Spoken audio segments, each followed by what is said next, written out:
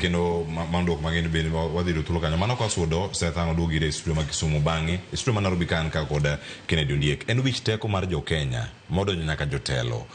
telo makare kod mise magero telo makare kaka Ondiek bende e piny chike ma pacho kama tayo kaka jatelo nego bende bede apisi ang'o mobedo matek ahinya makiwinjo kata weche mag stepping aside mane gi mane trend nyoro kumoro amora o step aside koso resign ang'o mobedo matek ahinya ne jotelo mar mondo mi okaw ting' margi ochakore kodwa kwase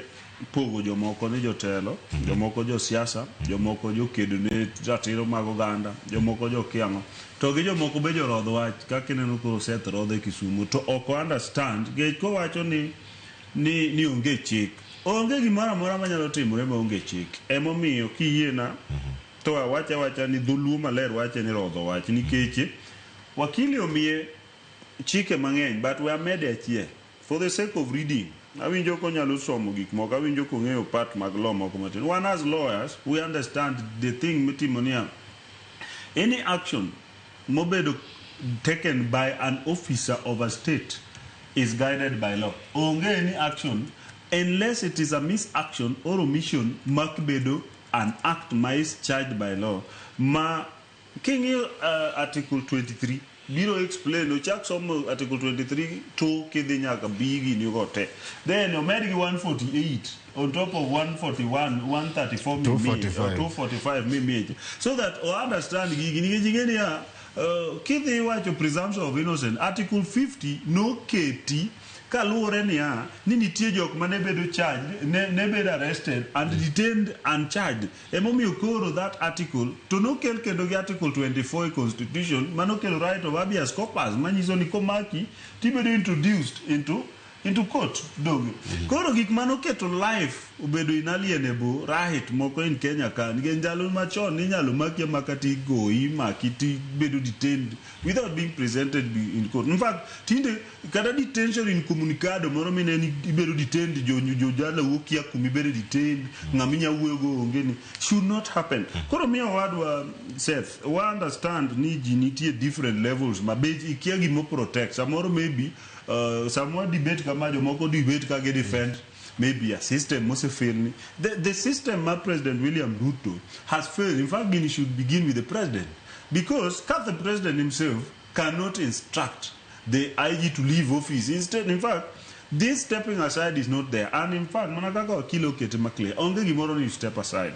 you in fact in disciplinary force you are summoned and then a disciplinary action is taken. If he made an instruction to police officers, mondo dio mark ngacha, mokongo that is wrong. Okinyat you instruction, mondo ngato be arrested without an OB, mobedo investigated because ikwangi reporter matter, the matter bedo investigated. The ODPP neno nyalo luongo ngacha mondo dadhoge mondo ng'into gimo bedo accused of ni be gin gi reason moro momiyo winjo maki and then bange ichiwo warrant of arrest ok en an arbitrary arrest and then adwa medo gimoro achiel ni article 50 mineno wacho presumption of innocence inyalo bedo presumed to be innocent but ok nyalo bedo presumed ni onge gi capacity to interfere with the process of proving your innocence nikech nitiere process mi prove go innocence ni Minister opogore gi inspector mar police minister kobedo charge of corruption kata governor kobedo charge of corruption okene motim investigation there is a body matimo investigation to mind the situation ma police ma is the head of these people ma timo investigation is entangled a problem ni then iwacho one of the step aside oonge gi instructions mar suspension oonge gi opakoko mark because in fact in this matter is supposed to be arrested according to gini ngat ni endi lagat owinjo beni imake because en achiel kopono se maka chije then en owinjo make because all this thing ka wacho ni ka an kaka jatelo anyiso bodyguard na emomiyo ne ka ne wawacho ga Ong'ondo ne janek to jomoko siko tamore ka ngato negi under instruction mari onege gi jogge gi onege gi jok mariembi drepi iwinjo manyaka jok moluori confirm ni mbunge ng'ama ok nyal tugo kaka ne giwacho cha ni in such a case, then ni ng'ani should not be charged. The truth is ni ng'atni owinjo bed ni nose make sama ni mako mukhwana cha. To owinjo bed nose make. Gimomiyo ne pok omake any authority ma en go emomiyo jogi ne pod ok move on him very fast. To nikech giluore magi are people ma report to him. Magi are people ma take authority and instructions from him. To koro kineno ka oginyal kaw action against him, enia giluoro the position. Koro that position should first of all be taken out by IPOA from him, and the National Police Service Commission owinjo beni no say mere instruction to move out of office in terms of a conditional suspension. Conditional suspension comes kaka okilo wacho niya inyisi ni you are suspended, itamini okinyal dhi kama, then they need to take his phone nikech wadwa ng'eyo ni chieng' mane nyieni omaki nogo sime ne ng'a ginga an sani kabedo accused of murder to simbani emikwongi kawo ang'o momiyo mar lagat poko kawo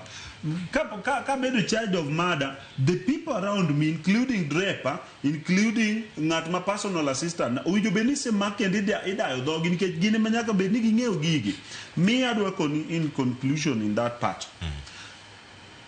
Jotelo waduto wan jotelo at our level.